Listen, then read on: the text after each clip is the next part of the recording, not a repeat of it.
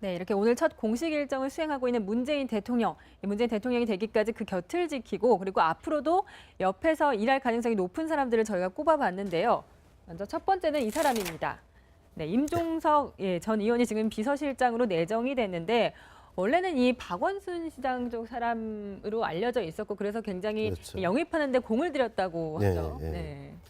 어쨌든 임종석 비서실장 아직 뭐 이제 내정이긴 합니다만은 네. 전 의원이죠. 정확히 네. 얘기하면 이미 재선 의원이고 그렇지만 이제 19대 때 이제 공천을 이제 포기하고 네.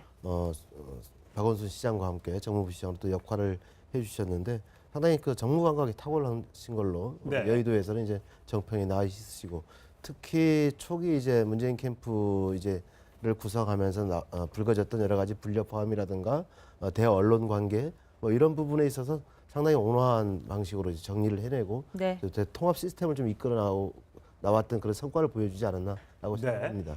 51세 굉장히 젊은 비서실장이 될 것 같습니다. 그동안의 비서실장과는 좀 많이 다릅니다. 그렇죠. 김기춘 전 비서실장만 해도 70대였으니까요. 젊은 상당히 젊은 청와대가 될 것 같은 생각. 좀 열정적으로 여러 가지 일을 하려면 일단 체력도 뒷받침돼야지만 젊은 층의 어떤 유연성이라든가 또 이 측근으로 일을 하면서 보여줬던 것이 메시지라든가 소통 관리 능력에서 굉장히 우월한 탁월한 능력을 발휘해서 많은 사람들한테 신망을 받았고 특히 최초에는 박원순의 남자로 불렸기 때문에 우리 여기 문재인 후보 캠프나 이런 데 들어와서 잘 융화할 것인지에 대해서 여러 사람들이 지켜봤는데 굉장히 그 부분에 있어서는 소통 능력을 발휘했다. 그리고 굉장히 삼고초려로 모셔왔다는 얘기가 들립니다. 지난 9월에 영입을 했었는데 처음에는 굉장히 고사를 했는데 여러 가지 진정성 어린 어떤 영입 인사를 제안을 받고 들어왔기 때문에 아마 문 대통령과 앞으로의 행보에 있어서는 적극적으로 협조하고 적극적으로 메시지를 관리하고 문재인 대통령의 어떤 행보를 책임지고 뒷받침할 만한 역할이 되지 않을까 싶습니다. 네. 다만 이제 경력이나 뭐 이런 걸 볼 때는 손색이 없습니다만 이제 이 연령으로 보면 51세라고 좀 아까 말씀하셨잖아요. 그러니까 이제 청와대 대통령 비서실장이라는 자리가 장관급입니다. 네. 그리고 장관급이고 그동안에 여러 가지 경험과 경륜을 녹여서 일을 해야 되는 자리거든요. 그리고 이제 청와대 수석 비서관들을 사실은 그 수석 비서관들의 우두머리 아니겠습니까? 네. 비서실장이. 그렇게 보면 청와대 수석 비서관들도 대략 한 그동안의 이 경험에 보면 50대 초중반급들이 많은데 그런 사람들을 이렇게 잘 하모니를 이루어서 이끌어 가기에는 51세라는 나이가 혹시 걸림돌이 될지도 모르겠다 하는 생각을 해봅니다. 그래서 당장 왜 그런 얘기들이 나오지 않습니까? 우리가 지금까지 수석 비서관으로 거론되는 사람 중에 뭐 일부가 뭐 고사했다는 얘기도 나오고 뭐 고사의 이유가 뭔지는 모르겠으나 그런 점에서 본다면 아직 공식 발표는 없었으니까 이제 임종석 전 의원이 만약 비서실장이 된다면 그 청와대 내의 화합 조화 뭐 이런 것들이 굉장히 중요시되지 않을까 이런 생각을 합니다. 예, 저는 그런데 임종석 비서실장이 만약에 임명이 된다면 저는 청와대가 모든 것을 지금처럼 모든 걸 관장하는 것이 아니라 네. 이 중요한 것은 정부에 넘기고 그다음에 그 국회에 넘기고 다만 이 청와대는 실무형을 채워가지고 실무형으로 끌어나가겠다. 그동안에 이제 왕 실장으로 불리는 대통령 비서실장이 다 관장을 했다면 예. 상당 부분의 업무를 장관이나 내각이나 국회에 넘기겠다. 예. 이런 바로 뜻으로 그렇죠. 그래서 임종석 실장이 만약에 비서실장으로 좀 임명이 되고 일을 시작한다면 이 청와대를 어떻게 운영해 나갈지가 저 드러나는 것이다.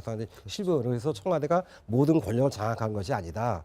이 실무이고 이 책임 총리 또는 이제 정부의 책임, 그다음에 국회 협조 이런 것들을 임종석 비서실장의 내정에도 볼 수 있지 않은가. 예. 네. 그런 면이 있습니다. 그런데 지금 이 실시간 검색어로 같이 네. 뜨고 같이 화제가 되고 있는 것이 바로 임수경 전 의원과의 네. 인연이 좀 이렇게 논란이 되고 있네요. 네. 네. 전대협 시절에 전국 대학생 대표자회의 네. 시절이죠. 이제 임수경 대표를 남한 측 우리 대한민국의 네. 학생 대표를 통해서 이제 평양에 방문하게 됐던 그런 일 때문에 그런 부분이 있고요.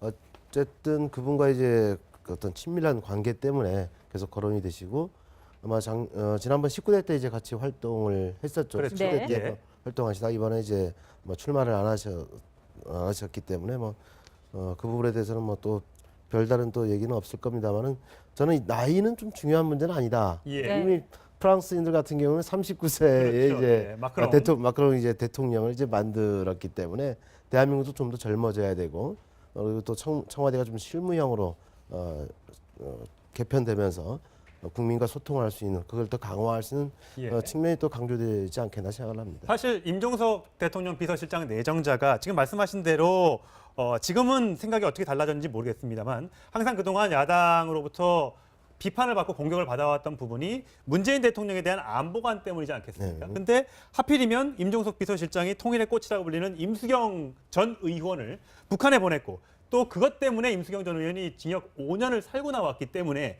이런 부분에서 혹시라도 대통령의 안보관에 문제가 있는 것 아니냐라는 또 공격 대상으로 삼을 수 있으니까 이게 인터넷에 굉장히 화제가 되고 있는 거거든요. 하지만 사실은 임 전 의원이 사실은 뭐 북한에 직접 갔다 오신 것도 아니고 전대협 시절 그것도 과거로부터 역사나면 굉장히 오래 전에 일을 가지고 그 사람의 단편적인 과거의 사실만으로 그 사람이 앞으로 정치적 행보나 정치적 리더십을 평가하기는 조금 그 문제가 있다라고 생각하고요. 그 대북관이나 안보관은 사실 오늘 첫 행보를 보시면 알 수 있습니다. 오늘 첫 행보는 대통령으로서 북한군의 동태를 확인하고 적절한 부분에 대해서 지휘권을 행사하는 대통령이 어떤 안보의 태도를 보여줬다라고 생각을 하고요. 아마도 말씀하신 그런 논란에도 불구하고 이 비서실장이라고 굉장히 젊은 피를 이렇게 수혈하는 파격적인 인사를 결정한 부분에 있어서는 정치 철학이 여러모로 녹아져 들어있다라고 말씀드릴 수밖에 없습니다.